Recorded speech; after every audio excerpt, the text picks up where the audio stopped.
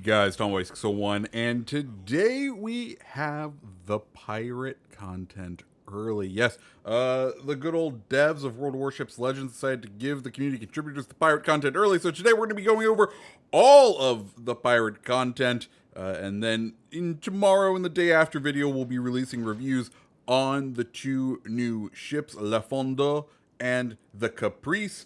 Let me know down in the comments below which one you would like to see first. I will say I have taken a shine to Le Fondeur. So, what are the pirate content? Well, there's going to be basically two new commanders, two new ships, and they will be available for purchase.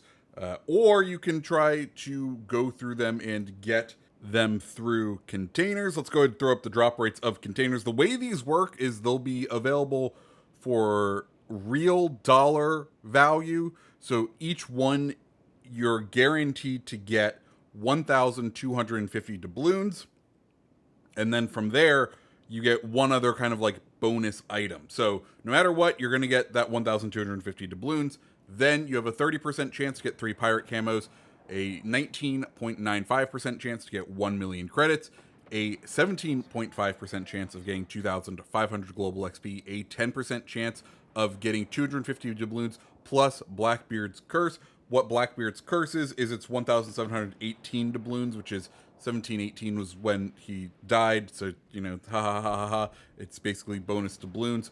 10% chance of getting 5 promotion orders, 7.5% chance of getting accommodation, 5% chance of getting insignia, 0.02% chance of getting one of the commanders, and then a 0.01% chance of getting one of the ships, and a 0.01% chance of getting a super prize, which is 100,000 doubloons.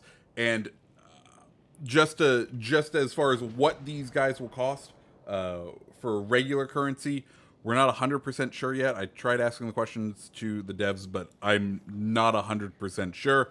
But my guess is we are going to follow the standard pricing model that we've seen for all other premium commanders and premium ships, which would be 17,500 for the doubloons for the ships, and then 5,000 doubloons for the commanders. Now, if I was going to go after purchasing these ships for doubloons, I think the best strategy on that would be to buy the crates. The last time they had a sort of system like this where you paid real money for crates but were guaranteed doubloons, the crates were roughly $5, which is the equivalent price for doubloons in the doubloon market without the bonus amount of doubloons.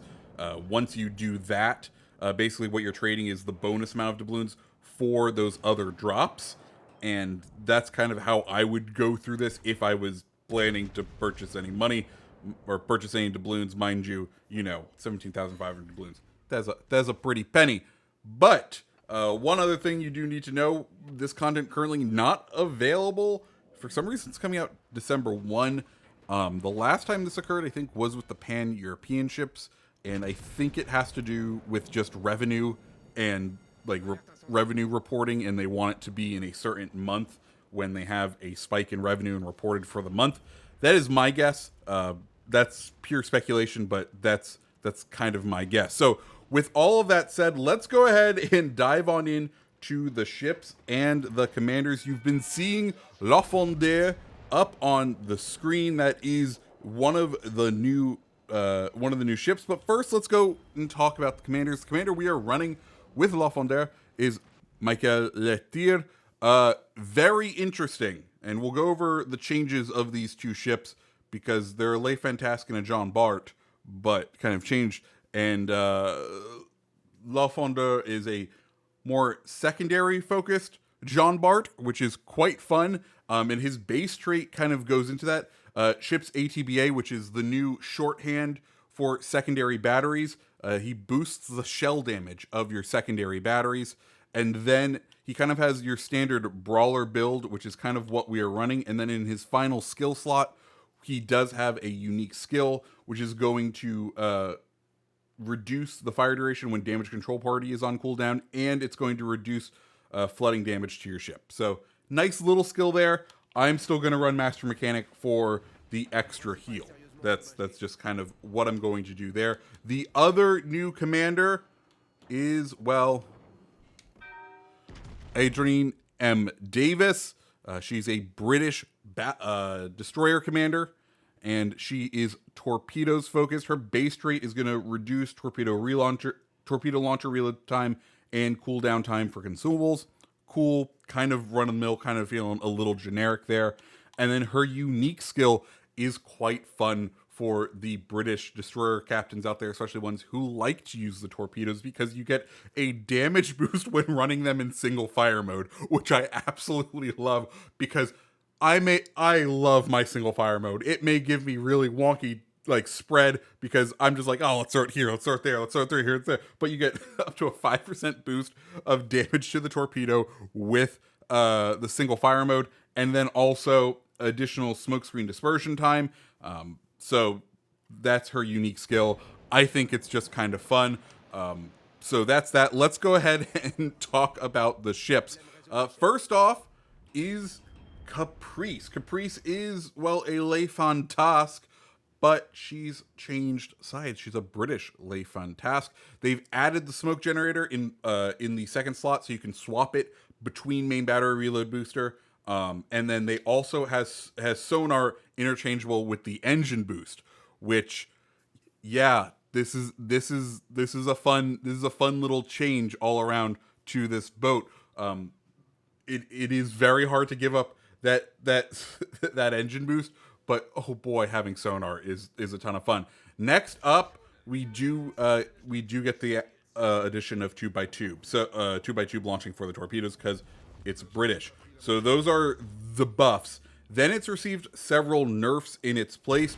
So the torpedo launcher reload time is increased from 88 seconds to 95 seconds, and then the main battery shell damage is reduced from 2,000 to 1,800 for HE shells and 2,700 to 2,500 for AP shells.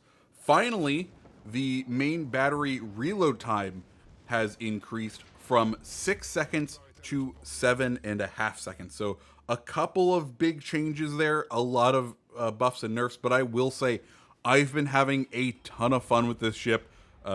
It is quite fun, even just to have a British Le Fantasque. She still can shine in a special way, and I've been really enjoying her because she still maintains that base French speed, which you don't usually get with the British ships. So yeah, it's quite fun.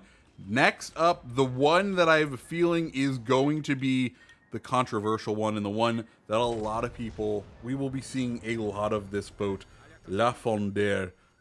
Guys, they told us Jean Bart would never return, but let me tell you, Jean Bart is back, and I don't think the changes they made to it really affect it too much. They did give me a lone Jean Bart because I don't have one. They did give me a lone Jean Bart for a week, so we'll be making content comparing these two ships. But just a heads up, right now, first impressions, La Fondeur is a fun ship. So the big change with La Fondeur, huge buff to the secondaries. Base range going from 4.5 to 6.7 kilometers. The accuracy is going from 1 to 1.2 sigma. The damage for the smaller guns is going from 1,400 to 1,550, and for the larger guns from 2,200 to 2,350. So big boosts all around. The bigger problem, though, is just getting any of those to actually do damage because they're relatively small diameter guns, and yeah, that's kind of the bigger issue. So they're really only there to set fires. Rudder shift time is being reduced, 16 seconds on JB to 12.6 on L'Enfondeur. Then we get into the nerfs. Main battery range is a reduction from 17.5 seconds or 17.5 kilometers to 16.5 kilometers. Accuracy is being reduced from 1.8 sigma to 1.7 sigma, which is not great, but also French ships don't exactly have the best main batteries as far as accuracy goes. We know they kind of come out like a shotgun. And then the reload time is being increased from 26 seconds to 27 seconds. So not too big of a nerf there.